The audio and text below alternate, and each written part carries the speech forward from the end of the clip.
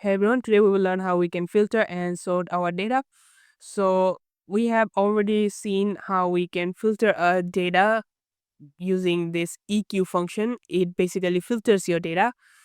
And also you need to make sure that you run the select function before you call the EQ function or any kind of filter function.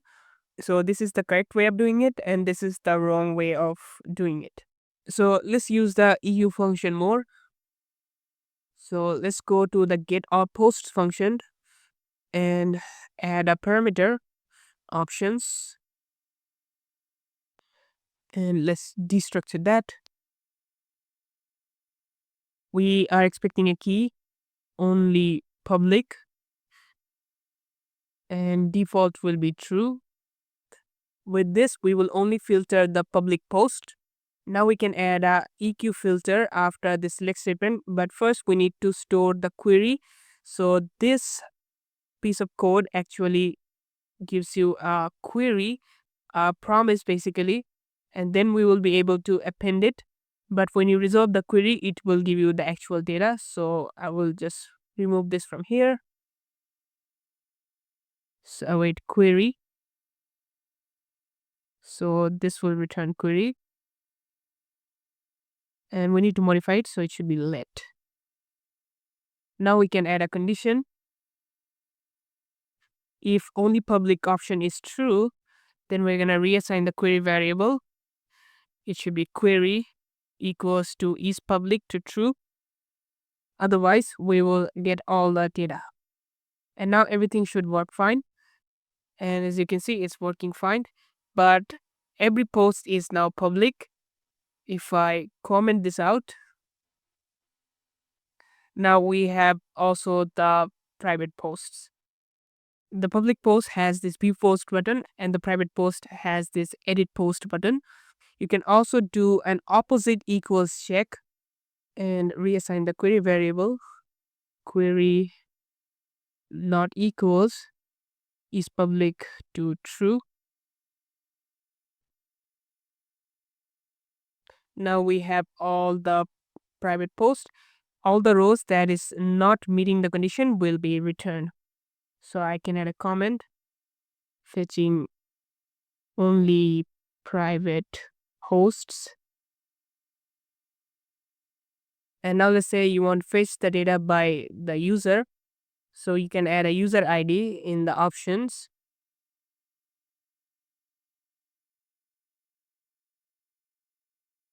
So we can add another condition. If user ID is true, then we will check if user column is equals to the user ID, and it should be outside of the if condition. We can also check a greater than and less than. But before that, let's go to the posts.jsx file and let's also display the total likes and comments. So after the created add text, let's display total likes and total comments.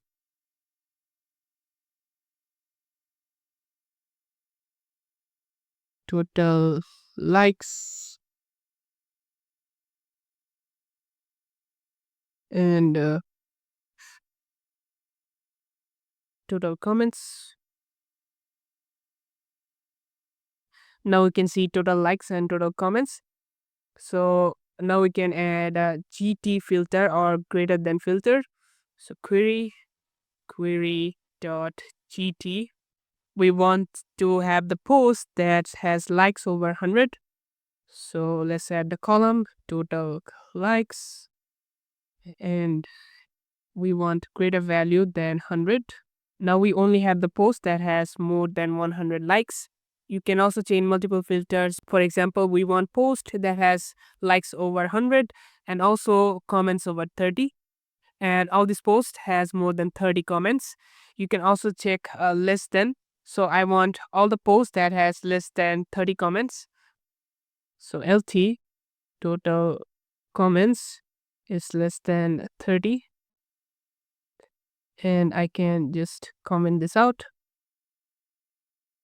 It should be a string. So now we have the post that has less than 30 comments. If you want to use greater than or equals and less than or equals, then you can use GTE or LTE functions. You have lots of other function. You can see all the function in the JavaScript reference. So just go to reference and JavaScript and go to using filters, and here you'll see all type of functions and their use case examples. Now let's see how we can use sorting using the order function. So you can check the documentation inside using modifier section and then order the results. So let's sort the data by using total likes. So order and pass the column name total likes and pass ascending to false. And now we have a descending sorting. By default, ascending will be true, so you will have ascending sorting by default. And obviously you can combine filters and sorting. So now I want all the posts that has less than 30 comments, and we want to sort them in descending order. So now the posts are sorted by their total likes in descending order, and the comments are also less than 30. So that's how sorting works. So that's how you can sort the data. In the next video, we will learn about pagination. That's it for today. Stay safe. Goodbye.